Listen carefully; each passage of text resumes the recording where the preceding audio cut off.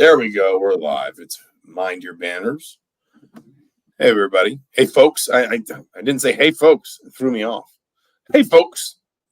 This is Mind Your Banners for Sunday night, October 20th, 2024. He's Mike Niziolek. I'm Zach Osterman. Mike, we haven't done a Sunday night one, I think, all year, but there's, quite frankly, there's a lot to talk about with this team, so it felt like getting together and just doing one, even before we talked to Kurt Signetti or anybody else this week, was worth our time just to kind of prime the pump, I guess. How was your Sunday? Uneventful. Worked late. Trying to catch up on sleep a little bit. I went to a pumpkin patch. How was the pump? Did you get some pumpkins? We did get some pumpkins. We went to Fowler, went to the Bob Knight corn maze. Oh, yeah. My 6-year-old was like, I feel like we're running around in circles. I was like, that's pretty much the point of a maze. And then we went on a hayride and got some pumpkins. So I would say it was a good Sunday, all things considered. Liverpool won. I got very few complaints. Indiana has very few complaints. Indiana, I'm still saying this out loud, is still a little bit jarring. Indiana defeats Nebraska 56-7. The game that we thought was maybe Indiana's first real test of this season turns out to be the most lopsided game of the season against an FBS opponent. It is, I think you looked this up, if I'm not mistaken, it tied Indiana's record for largest margin of victory in a Big Ten game. It was in the neighborhood of most points scored against a Big Ten opponent, though it did not break that record. They've broken 60 a couple times in Big Ten play. We'll talk about, obviously, some of the stuff that spools out of this, not least the Kurtis Rourke injury. But, I mean, the first thing to say is, as well as Indiana had played through 6 weeks, I still think if you said you saw this coming, I would have called you a liar. I mean, just the sheer dominance. Indiana actually outscored Nebraska by more points in the second half with its backup quarterback in than it did in the first half with its starter in. At halftime, one of my friends who's a Nebraska beat writer informed me that Indiana was on pace at that time. They didn't complete this because the second half took on a different pattern, obviously. But Indiana was on pace to gain more yards against a Nebraska defense than any opponent had in history. The defense forced what? Was it 4 turnovers, couple sacks? I mean, this was anybody who still had doubts about Indiana. This surely had to answer them at this point. Well, we were actually looking us up before you got the turnovers wrong. It was 5 turnovers, and that's you're trying to shortchange them. Which one did I forget? The second fumble was the one I forgot, wasn't it? Because there were the 3 picks, and then there was the fumble in the first half, but I'm forgetting the second fumble. The strip sack? Yeah. That's what I forgot. Anyway, keep going. Sorry. What I was looking up was most turnovers in a game since a game against number 5 Penn State in 2016. I don't remember that game. They lost. They lost by 14, but very interesting turnover margin there. I like vaguely remember that game. I don't know why I only vaguely remember it. I was obviously on the beat then. Anyway, keep going. And then the other stat that I think continually has stood out this year, and they did it. They've now done it 3 times, 7 of 7 in the red zone. Yeah, I mean, just think about they're 41 of 44 on the season, and have 37 touchdowns. I mean, if you want to talk about reasons for offensive success and probably overall success, I mean, don't you have to kind of start with that? Like once they're inside the 25, I mean, they're putting up points, and it's most likely going to be a touchdown. Even more like fundamentally than that, like look at their drive chart. Their drive chart for the whole game against what was a lot of statistical measures the best defense in the Big Ten through 6 games. Touchdown, turnover on downs where they went for it on 4th down and didn't get it. Touchdown, interception on a Hail Mary pass to end the first half, so it really doesn't count the same way a normal interception would. Switch quarterbacks, touchdown, touchdown, touchdown, punt, and apparently it's good that James Evans still remembers how to do that. Touchdown, 3 kneel downs, end of game. Like, I mean, that's not terribly dissimilar to what they did against Western Illinois. But like, this was Nebraska. This was not supposed to be. I mean, like, it just. I mean, we did this podcast. All right. Here's a stat question. How many punts does James Evans have on the season? Is it? I mean, it's got to be under. It's got to be 6 or less. 11, because he had 4. 11? He had 3 in the opener and 4 against Maryland, but 11 total. I would not have thought it was double figures. I mean, just one punt in 4 of the last 5 games. I mean, yeah. I mean, Indiana just doesn't, and it's not because they go for it on 4th down all the time. I mean, obviously they went for it on 4th down twice in this game, but it's not because Indiana is just some team that just decides like punting and field goals are analytically wrong. We're going to go for it on 4th down. I mean, they are on schedule all the time. This is one of only 2 teams since Nebraska's defensive coordinator is Tony White. He came over, I think, from Syracuse, if I'm not mistaken. And Nebraska has genuinely, Saturday notwithstanding, been a very good team defensively since he came in. The only 2 teams that have rushed for 200-plus yards against one of his Nebraska defenses were Michigan last year, and that was obviously a team that won a national title, and Indiana on Saturday. And I know we both talked to Justice Ellison, who said it was like watching the Red Sea part. He said after that first drive, he felt like this might be a long day for Nebraska. I thought it was actually equally instructive. Tyson Lawton, somebody asked him, did you expect this to be a tough day to run the ball? And he basically said, yes. Look, we thought the lanes would be tight. We thought the holes would be tight. We thought we'd really have to kind of maximize our opportunities. And then it turned out these were some of the widest holes we've been running through all season. Now, obviously, players are always going to be complimentary of their offensive line and maybe be a little hyperbolic immediately after a game. But I mean, it just, there was an extent to which it almost sort of felt like even Indiana, as confident as it's been all year, as much as it's been like, this is what we expect, this is what you all should expect, this is just what we're about.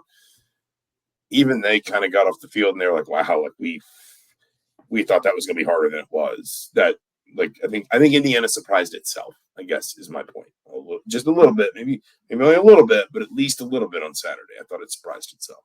Well, I mean, you don't expect, I think, I guess, I mean, you can be that confident, but in terms of just the one-sided nature of it, to beat a team in every 3 phases, to sort of, we talked a little bit about this after the game, just sort of, I don't know. It was just like obliterate. I mean, you just kind of pick up different words to describe it, and all of them fit. I mean, this was domination, annihilation, whatever you want to say. It's as one-sided of a Big Ten game as I think you'll see against a team that wasn't down. Like, I mean, no. You've seen some games. You've covered games here against Rutgers when they were really bad, and Indiana blew those. Won those games. I mean, a lot of the games that they've won sort of lopsided, and when you kind of go through the years past, are against bad Northwestern teams.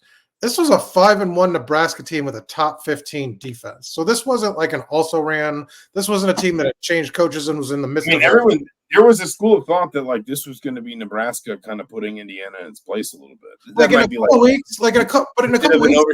But there was a school of thought that was like, Indiana hasn't played anybody. Nebraska's got an elite young quarterback. They've got the best defense, or one of the 2 or 3 best defenses in the Big Ten. They're going to come in here and they're going to show people that Indiana's good and Kurt Sigdenny's done a nice job.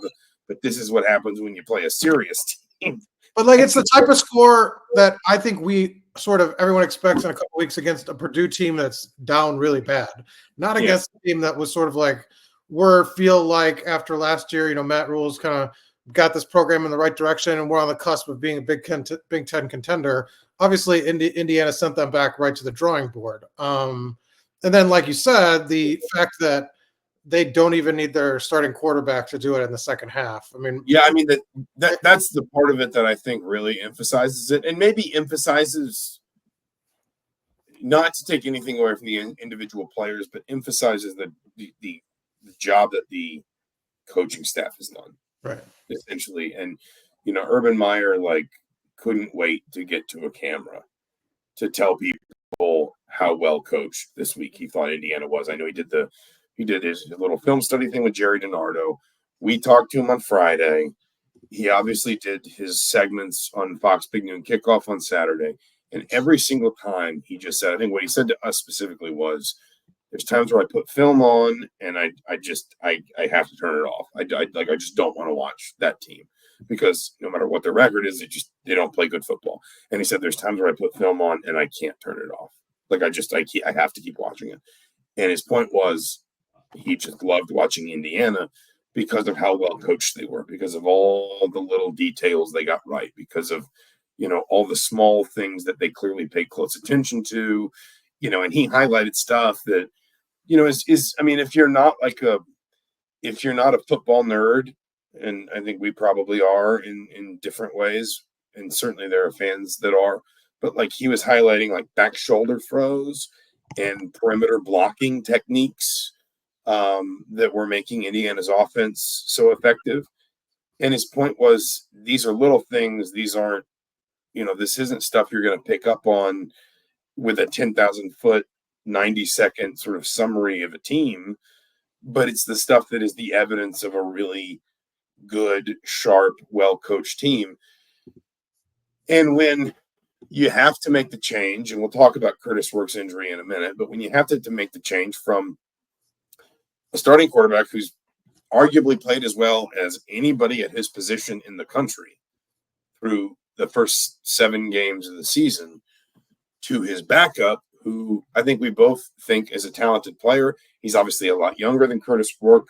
We have seen him go through some sort of the struggles of youth at times in an Indiana uniform, and he comes in and he completes 7 of 8 passes for 91 yards and 2 scores, and he oversees a half in which Indiana actually scores as many points on Nebraska as Indiana did with the guy in front of him on the depth chart behind center.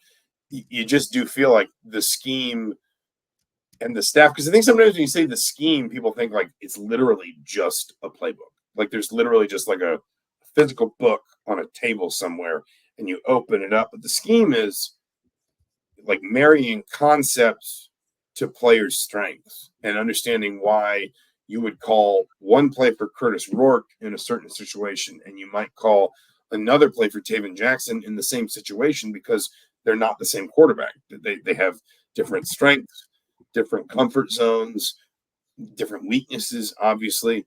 And, to basically not miss a beat against, as you said, a top 10, top 15 defense. I don't know how many times I have seen something like that, period, in college football, much less in Indiana. I don't know.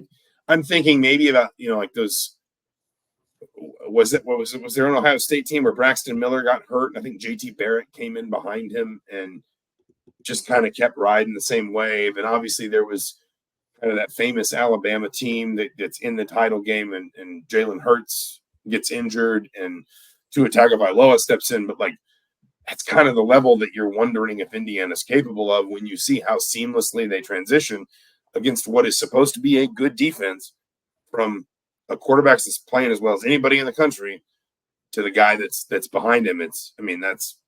That is excellent coaching, essentially. Yeah, and if you want to focus on the Tayven Jackson part of it all, I think as high on Tayven as anybody last year. I thought the coaching staff did him just a great disservice with the way that they. You didn't think it worked when they named him the starter, but also named someone else the starter at the same time? What did you say? You didn't think it was good for his development when he was named one of 2 starting quarterbacks? That was actually not as bad as naming him the starter and then 2 weeks later benching him, but saying he was the starter and then benching him again and then saying he was still the starting competition and then benching him again. Look, you want to talk about breaking a guy's psyche, and I think sometimes young quarterbacks can just derail a career, to be honest.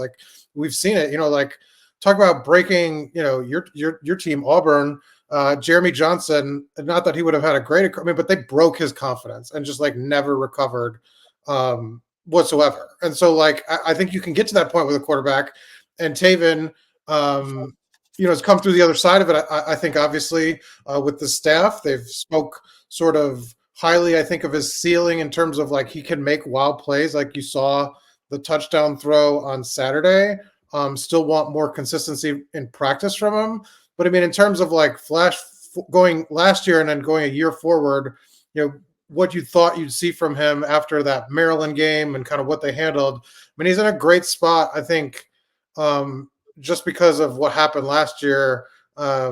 He's recovered, obviously, and sort of found a staff that, believes in him some, right? They made him the backup. I mean, they have 2 freshmen behind him, but he's obviously the number 2 quarterback all year. But yeah, I mean, I thought he has potential, and we'll kind of see what the coaching has done for him. But I mean, last year could have broken him, and it's good to see that he steps in a big moment and performs well. I Googled this while you were talking. Do you know where Jeremy Johnson plays football now? Well, he's been out of the league for. He plays for Cadillos de Chihuahua. Is this true? That's what Wikipedia says. He tried to get into professional basketball. He said he played for the Columbus Lions in the Arena League, then the Rough Riders, then apparently there's a West Virginia Rough Riders. I was thinking, when someone says Rough Riders, I think of Saskatchewan. And then the West Virginia Rough Riders, then the Spokane Shock. Then he went to Perilleros de Monterrey, and now Cadillos de Chihuahua. Anyway, that's not an MVP. He was an MVP to Tayven, Mexico. There you go. So I guess it didn't break him. He's obviously thriving. But in terms of let's get into Indiana's quarterback situation and not Auburn's quarterback situation. Circa 2000. Do you think I'm over exaggerating? What? No. And like it. I mean, it is one of those positions that is, if it's going to be more cerebral than most positions on the field, then it's going to have to also be sometimes a little bit more sensitive, I guess. And if nothing else, like Kurtis Rourke made a really good point when somebody asked him about Tayven Jackson after the game on Saturday. Somebody was me. Was it you? I wasn't. I don't pay attention when you. I wasn't there. Yes, you were.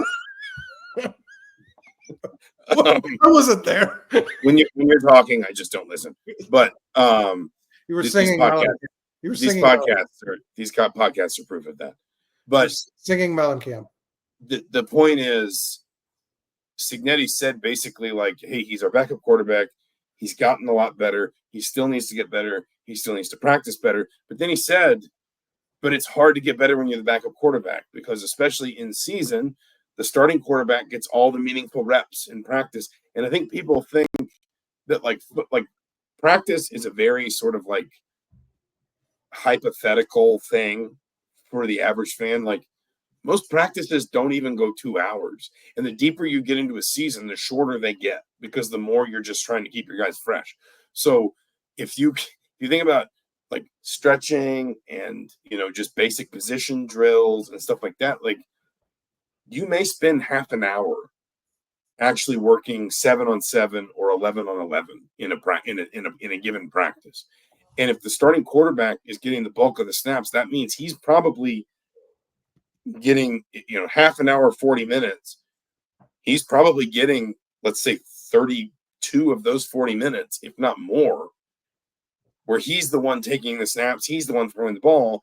And when when the staff is installing stuff week to week, understandably, it's installing it for him. And so the point is, a backup quarterback is going to struggle for kind of the consistent upward trajectory at this time of year. Now, this is why, your off season, your spring practices, et cetera, are important.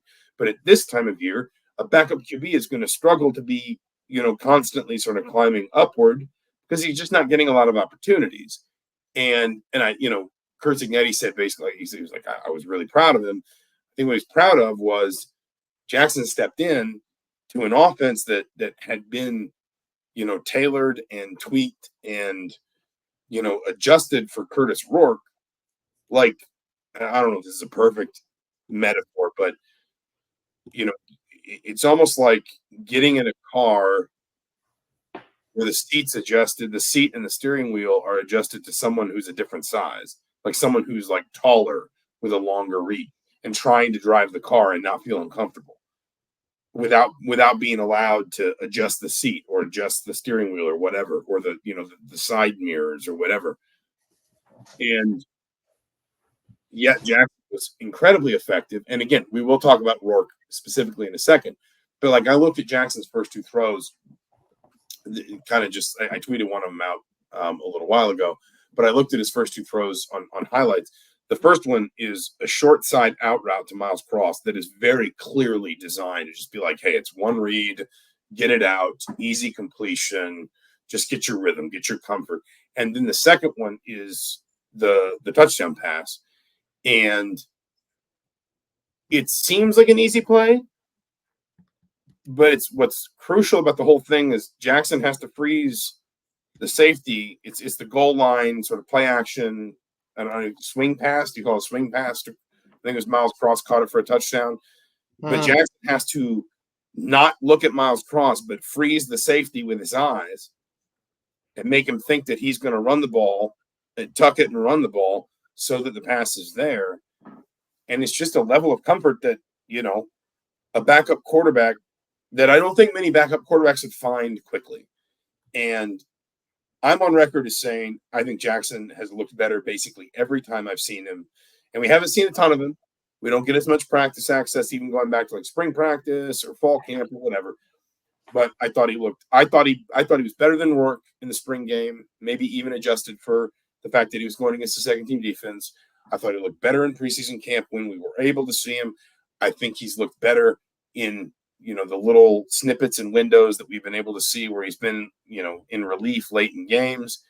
And for him to step in and pick up a game that was already going so well for Indiana and just keep that whole thing ticking over without any real interruption, I think is both a huge boost for his confidence and also, frankly, for his team's confidence in him, because we know that for at least 1 week, Indiana is going to have to ask him to be the starting quarterback. Yeah, and you want to transition to Rourke here and kind of what your thoughts are and sort of how does it change, I guess, look, we know he's out this week. They've used the word indefinitely, which, tomorrow's a concept, so we never know how long indefinitely is. But 1 week for sure. I'd imagine you try to get him 2 weeks of rest. Like, you think you could beat that Michigan State team on the road. And Michigan and Ohio State is when you kind of bring him back, just if you're trying to get him rest, get him healthy, and kind of save him for the kind of the key stretch run. Obviously, that's just sort of my opinion, but what do you think here? Short term, long term with this work? Yeah, so I don't know. It hasn't been reported. I've been trying to find out and have been able to. I've not seen it reported anywhere else specifically what is wrong. I know there are people who said like the fingernail pretty clearly came off. It's not clear whether there's more damage than that. I would be surprised if Indiana puts out a statement that says Rourke will play again in 20. And it said that specifically. It said Rourke is expected to play again in 2024. It's like at the end of a James Bond movie, right? Yeah, like Kurtis Rourke will return, but he will be George Lazenby when he comes back. That's not good for fans. That was an underrated Bond movie, though. It really was, on Her Majesty's Secret Service. Who is he now? Which James Bond is Kurtis Rourke now? Ooh.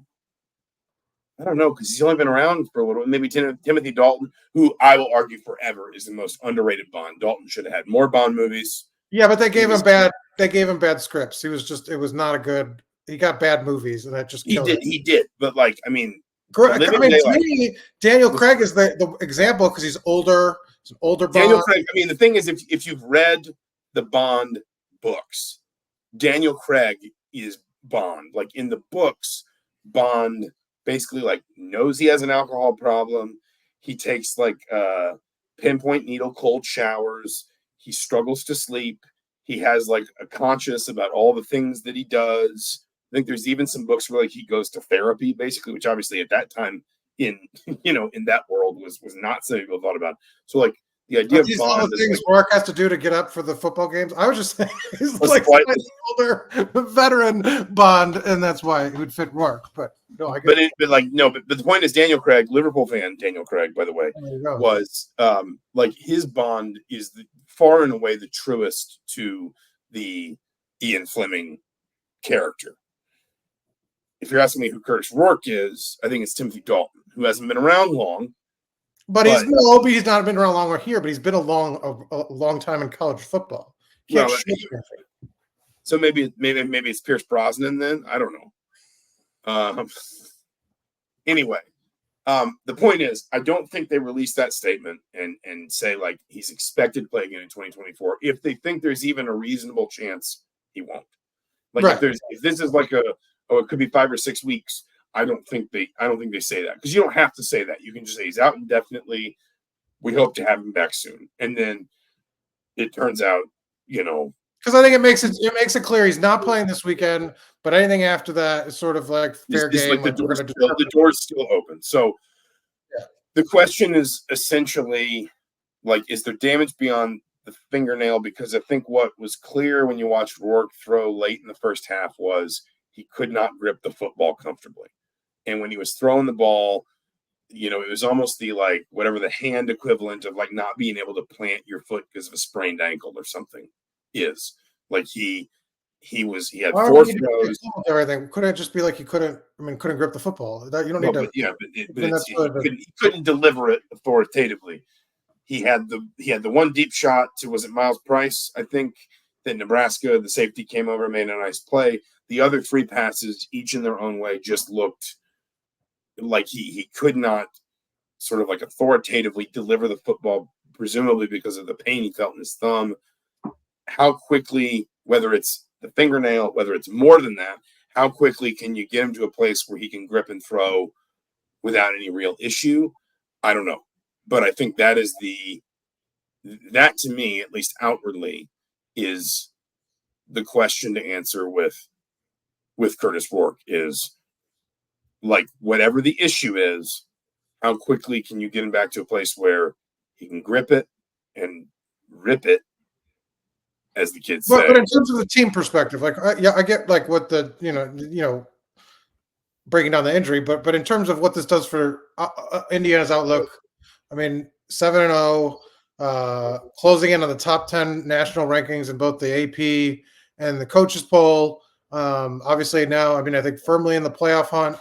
How much do you adjust it if he's out 3 weeks? How much, what does this do for you in terms of, and how much does it affect this weekend's game? The funny thing is, I actually think in a weird way, there's an extent to which, because I think if you're Indiana, you probably, the one thing you feared with game day, and game day's coming to town, I guess it's taken us 28 minutes to acknowledge that, but I think people know game day is coming to town for IU Washington. Details to be announced soon, where it will be, who the guest picker is, etc.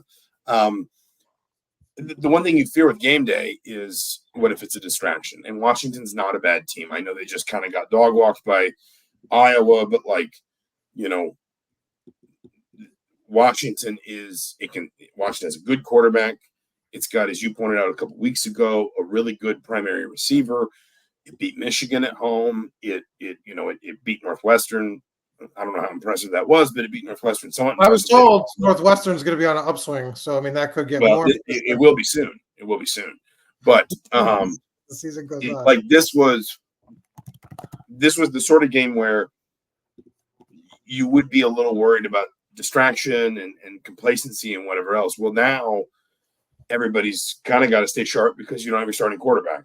So in a weird way, I actually think you'd obviously rather have Kurtis Rourke, but I think that it can kind of work to your benefit if you're Indiana in terms of saying, waking everybody up to that sort of sense of, hey, everybody's got to, be that 1% sharper, so that we make sure that Tayven's job isn't harder than it needs to be, trying to step in, trying to catch up, trying to, replace Kurtis effectively, essentially.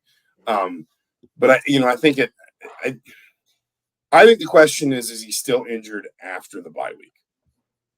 because the Michigan State game is a funny one. You know, they're not bad against the run. They had a nice win over the weekend against Iowa. If you look at like their total defensive numbers, they're kind of middle of the pack. But like, I mean, they're averaging less than 21 points per game allowed. So they are not a pushover defensively. And you're going to have to go up there. You know, what happens if that's a night game or even like a 3:30 game? That can be a difficult place to play. You know it as well as I do, if not more so. You know, that's the one that maybe, you know, I mean, it sounds weird to say this with Michigan in that stretch, but that's the one that maybe worries me the most if I'm Indiana. But I think the more fundamental question that included. So you're saying before the bye, so that includes Michigan? That includes Michigan. All right. Here's why. But I mean, like, if you were a Michigan fan right now, and I just said, hey, Tayven Jackson was 7 of 8 for 91 yards and 2 touchdowns against Nebraska, and he's 12 of 18 for 225 and 3 scores so far this season. Would you rather try Tayven Jackson than any of the quarterbacks you have right now? I think they'd all say yes. So, in a weird way, I'm not like less worried about Michigan, but I'm not sure Michigan is quite as complicated of a problem to solve as Michigan State. Does that make sense? Well, here's why I think Michigan might actually be, moves. I've said Washington could give Indiana a run in terms of having the best quarterback they face sort of in the second half outside of maybe Ohio State. Michigan has the worst quarterback situation, but also by far and away the sort of best pressure and sort of havoc team that they face. And against Tayven Jackson, that now becomes other than Nebraska. Let's be fair. Nebraska was better at that. No, I'm saying of these next 3 games. I'm saying like Washington has not gotten to the quarterback at all, really. 15 sacks, but I mean their pressure numbers are really low. Michigan State's pressure numbers aren't great. Michigan is the opposite. I mean, they've had some really big games, and that's kind of what they've built their really talented front seven. And that hasn't gone away sort of in their quarterback struggles. And so against a quarterback like Tayven hasn't had the reps this year in practice, obviously is lacking experience. That sort of becomes, I think, more of a factor, but obviously won't have to score as many points. So I don't know how you balance that. Also the third game in that stretch. Like if Tayven Jackson, like that is the most sort of settled in he should be at that point. But I mean, I think Michigan has a defense that of the 3 is that could take a game over. The only one of those. Yeah, I think that's probably true. The only thing that Michigan State might have in its favor is that game's in East Lansing. Right, but that could become an atmosphere issue as well. Right, but so that's kind of that one's tricky. And Washington, what do you expect? Like I said, after I kind of gave them a vote of confidence, they did not live up to that. Got destroyed by Iowa. But they have a veteran quarterback, so now it becomes the opposite of last week against Nebraska, where Indiana's coming in, the guy that's only had I don't know how many snaps now he's taken in his career, but not very many, versus Rodgers, who's got right, just a ton. Yeah, I think. I mean, to me, the question about Tayven Jackson is basically how quickly can you get him to a place not unlike where you got Kurtis Rourke, which is just like the comfort and the idea that the scheme is tailored to you and to what you do well, and the rhythm and the confidence with your receivers. The question for Indiana with Rourke, I think, is like, is he still out the other side of the bye week? Because that's 4 weeks. And if it goes 4 weeks, then you're probably at least in like the 4 to 6 week range of recovery. Maybe not, but I think if it goes 4 weeks. But here's I'll put you on a spot. They lose one of these next 3 games without Rourke. Do they?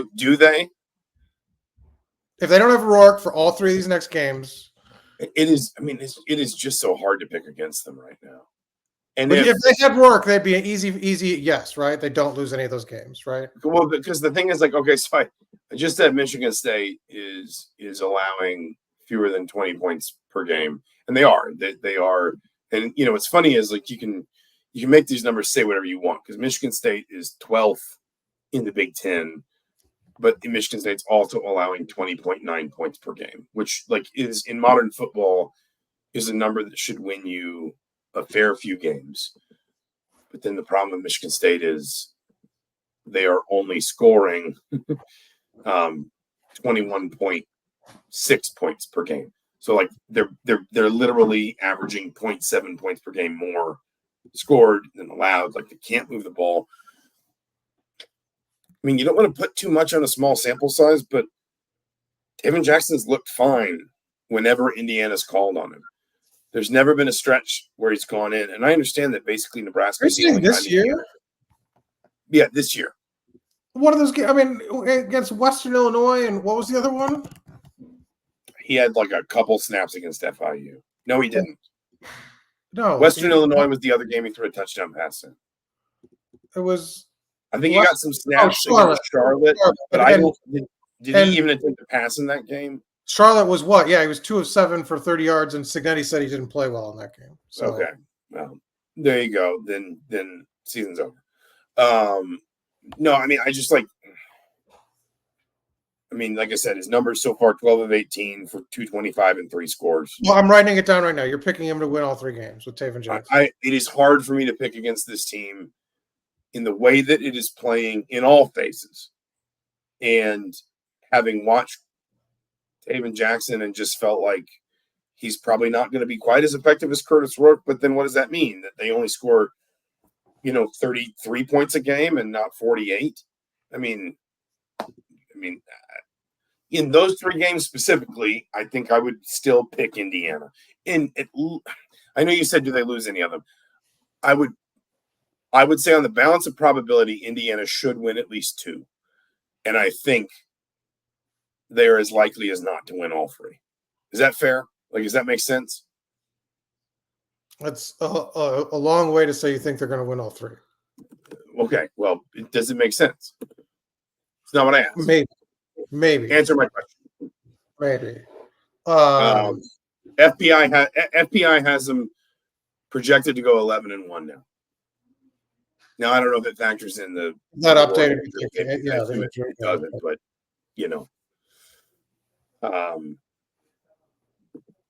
yeah. I mean, I guess my point is, at this point, I think Indiana's earned the benefit of the doubt as a team, and I'm not saying that Tayven Jackson won't struggle. I'm just kind of saying I need to see him struggle, and by extension, Indiana struggle, to really accept that it's going to happen against anybody that is not obviously at Indiana's level or better. And I'm not talking about level as a program historically, or in terms of prestige, or in terms of,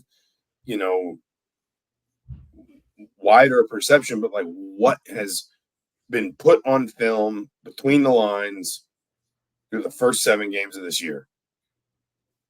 Again, like use the FBI as a comparison point. The only 3 Big Ten teams ahead of Indiana in the FBI are Ohio State, Oregon, and Penn State. The only other Big Ten teams in the top 25 are USC and Wisconsin. What is Indiana right now? 11th? Indiana is 11th. So, if we're talking about teams that are in Indiana's class, Michigan is 38th and falling. Washington is 39th. And I think this is a fascinating. Is Washington higher than Michigan? Where's Michigan at? Michigan is 38. Washington is 39. So I think this weekend is a fascinating game. I'm kind of done saying we're finally going to learn if Indiana's real. Like at a certain point. Well, I don't think it's real. I think with Tayven in the game, it matters even more. We talked about those 2 stats on Saturday that they have not. Obviously they're not trailed, but they've been just blasting teams in the first quarter. To the point where they've really, they could, I think, have won almost every game with the first quarter score. But it's more important than ever to sort of continue that, to take the pressure off Tayven. Because I feel like the defense has played better in second halves, in kind of in recent stretches. That 5 turnover, 4 of those were in the second half. A lot of touchdown in the second quarter, but. to play complementary football right out of the gate, which they've done all season, but to give him a lead and let him sort of, because I think the message is, look, just don't make mistakes and we're going to win this game. We'll find a way. We'll find a way to do whatever we need. If you don't throw especially the home games, especially in this stretch, especially the 2 home games, I think that is fair. It's like just don't. If there's not a throw there, don't make it. We're going to score enough points. I think it's hard for a young quarterback. But he showed it. Here's the thing: he's not that young. That's the one thing about. But he's young in terms of game experience, and he's had 3 different coordinators. No, he's had 4 I get that, and he is young. 4 different coordinators. Is young relative to the position. He is young relative to the position. But this will be his 6th start in an Indiana uniform. Most schools do not have a backup quarterback of his pedigree. Now, there's an asterisk because one of those starts is the Indiana State game where he only played a half because it was a 2-start quarterback system, if you'll remember. One of those starts, and then the 2 other starts were Maryland and Michigan. So really, 3 career starts. Okay, but my point is most backups are not as experienced as he is. I think that's false. I don't. In terms of snaps played, maybe not career starts, but snaps played, I don't. Maybe that's an interesting article. Maybe that make for an interesting article this week. Maybe I'll look it up. All right, there you go. Do that. I want you to look at every backup quarterback. Do you think in terms of snaps played and career starts? Snaps played. And here's the thing. More snaps played. What about meaningful snaps played though too? Because there's a difference. There's a difference between judging Tayven Jackson in this game versus Tayven Jackson against Western Illinois. I think it'd be subjective. We'd have to evaluate a quarterback's experience, but I think there'd be enough quarterbacks with more snaps played to render that mute. So you're a doubter, is what you're saying. I'm a doubter in your bold claim. Yes, This is a different kind of rat poison, but you're still delivering the rat poison. It's a different brand. It's a different flavor. It's a different flavor of rat poison, but you're still bringing it. All right, let's finish there. We're going to have more to talk about. We will podcast later in the week. We're talking to Kurt Signetti tomorrow. We'll see if there's another tomorrow, Monday. We'll see if there's another update on Kurtis Rourke then. What you do know if you're Indiana, and actually, again, in a way, I think is helpful, is there's no question about Kurtis Rourke this week. He is out. Well, one thing before you do your wrap, because they're going to probably announce this tomorrow or Tuesday, I'd imagine. I don't know if we'll podcast before then. I put you on the spot last week. Joe Buck. Joe Buck. That's my answer. And I swear there's nothing behind that. I think I was hinting in some things that I was writing or saying or whatever, radio hits about the possibility of game day. I think we'd all heard the rumors that Indiana was being seriously considered for game day if they beat Nebraska. And I have nothing behind the Joe Buck thing. No one has said, yeah, I think it'll be Joe Buck. I just think that makes the most sense. He's on payroll at ESPN. He's good on camera. He's very invested in this team, publicly so. There is an obvious Indiana connection, of course. And he also would get up there and he would know what he was talking about. I wouldn't expect him to have a detailed breakdown of every game, but he's not going to get up there and be like, I like the colors. I'm picking Oregon. You know what I mean? He would be connected there. I think Joe Buck. What about you? I'm just going through the list one more time. I think Buck's. Look, the symmetry with the network of it all, because they picked Caitlin Olsen a couple weeks ago for Oregon, and I didn't realize at the time that she had a new show on ABC. So giving some love to the thing. Buck probably makes sense, but Jeremy Gray, Schwarber was not a guy we mentioned on this podcast. Yeah, I think that is another one that would make a lot of sense. Athletes, a guy that I think is good on camera, be good on camera, would be sort of embrace the scene a little bit, not that Buck wouldn't, but and again would know, he grew up an Ohio State fan, he knows football, he played football, I think Schwarber probably, I think Buck resonates with all generations. I don't think it's unfair to say Joe Buck is probably just the preeminent broadcaster of his time in American sports, but Schwarber with this group specifically, he's only been gone for about 10 years. He played for the Cubs. He won a World Series. He's going to wind up one of the 2 or 3 best Major League Baseball players Indiana's ever had. It's at this point, it's probably him or Ted Kluszewski rather. I don't know where I got Kluszewski from. Was that a combination of Krzyzewski and Mike somebody Krzyzewski, Ted Kluszewski, just same person. together? But it's either Schwarber or Kluz. But the point is, like, and they put Philly in as well. Yeah. Who do you think? I think I'm gonna go that way. Schwarber. Yeah.